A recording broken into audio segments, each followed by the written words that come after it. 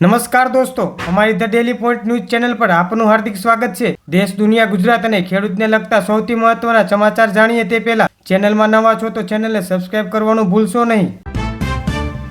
અમદાવાદના નવરંગપુરા વિસ્તારમાં ભૂલથી ફાયરિંગ થતાં સિક્યુરિટી ગાર્ડને ઈજા થઈ। પોલીસે ભૂલથી ફાયરિંગ કરનાર ગાર્ડની અટકાયત કરી। ચક્રવાત મોન્થાને કારણે આંધ્રપ્રદેશ દરિયાકાંઠે વ્યાપક નુકસાન થયું। હવાઈ અને રેલવે સેવાઓ વ્યાપકોને અસરગ્રસ્ત થઈ અને હજારો લોકોને સુરક્ષિત સ્થળે ખસેડવામાં આવ્યા। ભારતના મુખ્ય ન્યાયાધીશ બી.આર. ગવઈએ આગામી મુખ્ય ન્યાયાધીશ તરીકે જસ્ટિસ સૂર્યકાંત નામની ભલામણ કરી। અમદાવાદના વિવાદાસ્પદ પોપ્યુલર બિલ્ડર રમણ પટેલ કોર્ટ સાણંદ જમીન વિવાદ મામલે દોષિત ઠેરાવી 4 વર્ષની સજા ફટકારી। ચક્રવાત મોન્થાની અસરને પગલે ગુજરાતના સૌરાષ્ટ્ર અને દક્ષિણ ગુજરાતના ભાગોમાં કમોસમી વરસાદ નોંધાયો, જેથી ખેડૂતોની ચિંતા વધી। વડાપ્રધાન શ્રી નરેન્દ્ર મોદીએ ગુજરાતના એકતાનગર ખાતે સ્ટેચ્યુ ઓફ યુનિટીને પુષ્પાંજલિ અર્પણ કરી અને એકતા પરેડનું નિરીક્ષણ કર્યું। ઋષભ શેટ્ટીની બ્લોકબસ્ટર ફિલ્મ કંટારા ચેપ્ટર 1 આજે 31 ઓક્ટોબરથી OTT પ્લેટફોર્મ પર પ્રાઇમ વિડીયો પર સ્ટ્રીમ થશે। CBSE દ્વારા ધોરણ 10 અને 12ની બોર્ડ પરીક્ષા માટે ફાઇલ ડેટ શીટ જાહેર કરવામાં આવી। રિલાયન્સ અને ગૂગલ વચ્ચે મોટી ભાગીદારી થવાના સમાચાર છે। 18 થી 25 વર્ષના યુઝર્સ માટે મોટો ફાયદો આપી શકે છે।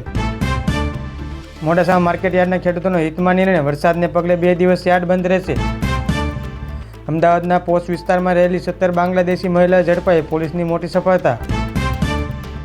મુંબઈના RS સ્ટુડિયોના બાળકોને બંધક બનાવનાર આરોપી રોહિત આર્ય પોલીસ એન્કાઉન્ટરમાં ઠાર, પોલીસે તમામ બાળકને સુરક્ષિત બહાર કાઢ્યા। મુખ્યમંત્રીના અધિક મુખ્ય સચિવ મનોજ કુમાર દાસને ગુજરાતના નવા મુખ્યમંત્રી સચિવ તરીકે નિમણૂક મળી। સુરતના સરથાણા વિસ્તારમાં આવેલી હોટલમાંથી હાઈ પ્રોફાઇલ સેક્સ રેકેટ ઝડપાયું, જેમાં વિદેશી યુવતીઓનો સમાવેશ થાય। અમદાવાદ વડોદરા એક્સપ્રેસ વે પર 5 વાહનો વચ્ચે ગંભીર અકસ્માત થતા જેમાં 2 વ્યક્તિઓ ગંભીર રીતે ઘાયલ। જમ્મુ કાશ્મીરમાં સુરક્ષા દળો અને આતંકવાદીઓ વચ્ચે અથડામણ, 2 આતંકવાદીઓ ઠાર।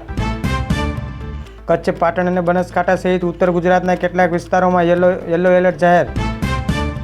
વરસાદના કારણે જણસીને નુકસાન ના થાય તે માટે બોટાદ APMC 31 ઓક્ટોબર સુધી બંધ રાખવાની જાહેરાત।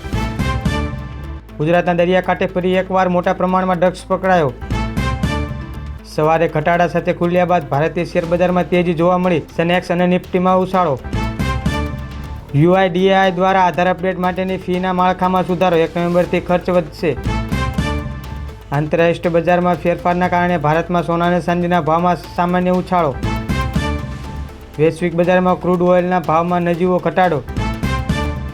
ચક્રવાત મોન્થા આંધ્રપ્રદેશ ખાતે ત્રાટક્યું, ભારે પવન અને વરસાદની તબાહી।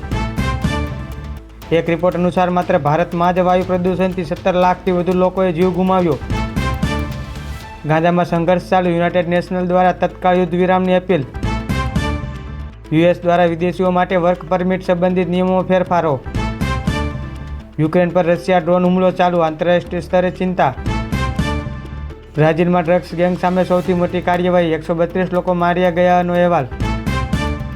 નાયબ મુખ્યમંત્રી હર્ષ સંઘવીએ લીલી ઝંડી આપી પ્રસ્થાન કરાવ્યું, મોટી સંખ્યામાં લોકોએ ઉત્સાહભેર દોડમાં ભાગ લીધો। આજે સુરેન્દ્રનગર જિલ્લાના સાયલા વટાવચ ગામના આમ આદમી પાર્ટી દ્વારા ખેડૂત મહાપંચાયતનું આયોજન કરવામાં આવ્યું છે, જેમાં ખેડૂતો પરના અત્યાચાર અને અનેક મુદ્દાને લઈને ચર્ચા કરવામાં આવશે। PM મોદીએ સરદાર વલ્લભભાઈ પટેલની 150મી જન્મ જયંતિ નિમિત્તે 150નો ખાસ સ્મારક સિક્કો પણ બહાર પાડશે। ચોથી છોકરીઓનો જન્મ થવાથી મમ્મીએ જ નવજાત બાળકીને બોરવલીના તળાવમાં ફેંકી દીધી હતી। ભયંકર સ્પીડથી આગળ વધી રહ્યું છે વાવાઝોડું મોન્થા, 13 રાજ્યોમાં ભારે વરસાદની ચેતવણી। સ્ટીલના ગ્લાસમાં ફટાકડો ફોડવાના કિશોરને ભારે પડ્યું, નાકમાં ગંભીર ઇજા થતાં કરવી પડી સર્જરી। જાતીય શોષણના આરોપી આસારામને મળ્યો નિયમિત જામીન, હાઈકોર્ટે આપી મોટી જાહેરાત। રાજકોટના મંગળા રોડ ઉપર ગઈ રાતના સમયે થયેલી ફાયરિંગ ઘટના દરમિયાન પોલીસે તપાસ હાથ ધરી। સુરતના એક ઉદ્યોગપતિએ મોટું ઋણ ચૂકવી 300 જેટલા ખેડૂતોને 30 વર્ષ બાદ અપાવી મુક્તિ। વિરાટ કોહલીની રેસ્ટોરન્ટમાં 318 રૂપિયામાં ભાત અને 118 રૂપિયામાં રોટલી, પાલતુ પ્રાણીઓ માટે અલગ મેનુ। ભાવનગરમાંથી નાના 60થી વધુ દબાણ મહાપાલિકાની ટીમે હટાવ્યા। આણંદ જિલ્લામાં ડાંગર બાદ તમાકુ અને શાકભાજીનો પાક નિષ્ફળ થવાનો ભય। ટેકાના ભાવે ખરીદાતી મગફળી બંધ રાખી ભાવ કેરની રકમ ખેડૂતોને જમા આપવા માંગ। દિયોડ ગામમાં પાણીની નિકાલની વ્યવસ્થા કર્યા વગર રસ્તા બનાવી દેતા પાણી ભરાયા। બ્રાઝિલમાં ડ્રગ્સ માફિયા વિરુદ્ધ સૌથી મોટું ઓપરેશન, હેલિકોપ્ટર હુમલો, 66ના મોત. અમદાવાદમાં 15 દિવસમાં 2 લાખ રિક્ષાને પોલીસે નોંધણી કરી. અમદાવાદમાં 7th ડે સ્કૂલને લઈ ડીઓની તપાસ માટે મોટો ખુલાસો, સ્કૂલ ગેરકાયદેસર ચાલતી હોવાનો ઘટસ્ફોટ. અમેરિકા જવા જમીન વેચી 57 લાખનો ખર્ચો કર્યો, 14 મહિનાની જેલ અને અંતે કાઢી મૂક્યા. ઉત્તર ગુજરાતના વિવિધ સ્થળો પર ઘરફોડ ચોરી કરીને હાહાકાર મચાવનાર અમદાવાદની રાજા ટકલા ગેંગને પાલનપુર એલસીબીએ દબોચી. સુરત પોલીસે ફિલ્મ સ્ટાઇલમાં મહિલા પીએસઆઈએ વોટ્સએપ પર પૂજા બનીને 2 આરોપીને ઝડપ્યા. ગિરનાર લીલી પરિક્રમાનો રૂટ કમોસમી વરસાદને કારણે ધોવાયો, સમીક્ષા બાદ યાત્રા અંગે લેવાશે નિર્ણય. ભાવનગર તળાજા નેશનલ હાઈવે પર આણંદથી ઊંચા કોરડા આવતા પદયાત્રીઓને એસટી બસે કચેડ્યા, 1નું મોત, 4 ઇજાગ્રસ્ત. ચક્રવાતી તોફાન મોન્ટા આજે રાત્રે આંધ્રપ્રદેશ, કાકીનાડા અને મછલીપટ્ટનમ વચ્ચે ટકરાશે તેવી સંભાવના, 30થી વધુ ફ્લાઇટ રદ. રશિયાએ રાતોરાત રૂપિયાના 193 ડ્રોન તોડી પાડ્યા હોવાનો દાવો કર્યો. સૌરાષ્ટ્ર, કચ્છ અને દક્ષિણ ગુજરાતમાં કમોસમી વરસાદથી લાખો હેક્ટરમાં ઊભા પાકને નુકસાન.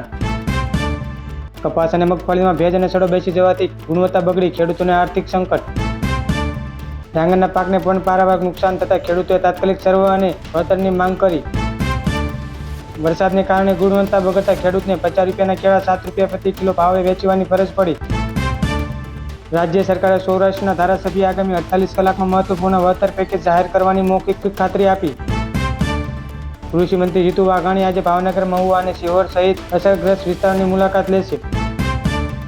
હવામાન વિભાગે 29 થી 31 ઓક્ટોબર દરમિયાન રાજ્યના કેટલાક ભાગોમાં વરસાદી માહોલ રહેવાની આગાહી કરી. કેન્દ્ર સરકારે રવિ પાકો એમએસપીનો નોંધપાત્ર વધારો કર્યો, ખેડૂતોની મોટી રાહત.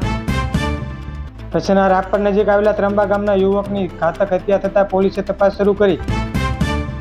બોટાદની ઘટના બાદ એપીએમસીમાં હરાજી પછી વજનમાં કોઈ પણ કપાત નહીં કરવા માટે રાજ્ય સરકારે કડક સૂચના આપી.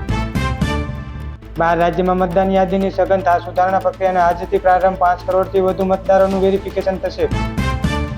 બિહાર વિધાનસભા ચૂંટણીમાં ઇન્ડિયા ગઠબંધન આજે પોતાના સત્તાવાર ચૂંટણી ઢંઢેરો જાહેર કરશે.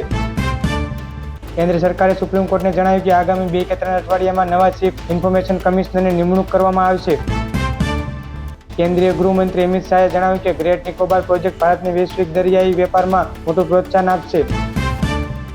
બિહાર ચૂંટણી પહેલા પક્ષ વિરોધી પ્રવૃત્તિ બદલતા આરજેડીના 27 નેતાઓને પાર્ટીમાંથી સસ્પેન્ડ કર્યા.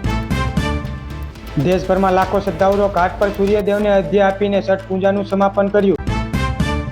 સોશિયલ મીડિયા સ્ટાર અને સમાજસેવક નીતિન જાની ઉર્ફ ખજૂરભાઈ દ્વારા વિધાનસભા 2027ની ચૂંટણી લડવાની જાહેરાત કરવામાં આવતા ગુજરાતના રાજકારણમાં ગરમાવો આવ્યો. તાજેતરમાં નાયબ મુખ્યમંત્રી બનેલા હર્ષ સંઘવી દ્વારા નવા વર્ષ નિમિત્તે વિવિધ ધાર્મિક સ્થળોની મુલાકાત અને રાજકીય ગતિવિધિઓ હાલ ચર્ચામાં. હાલ માટે આટલું જ. મળીશું નવી અપડેટ સાથે. જો તમને વિડીયો પસંદ આવે છે તો ચેનલને સબસ્ક્રાઈબ કરવાનું ભૂલશો નહીં.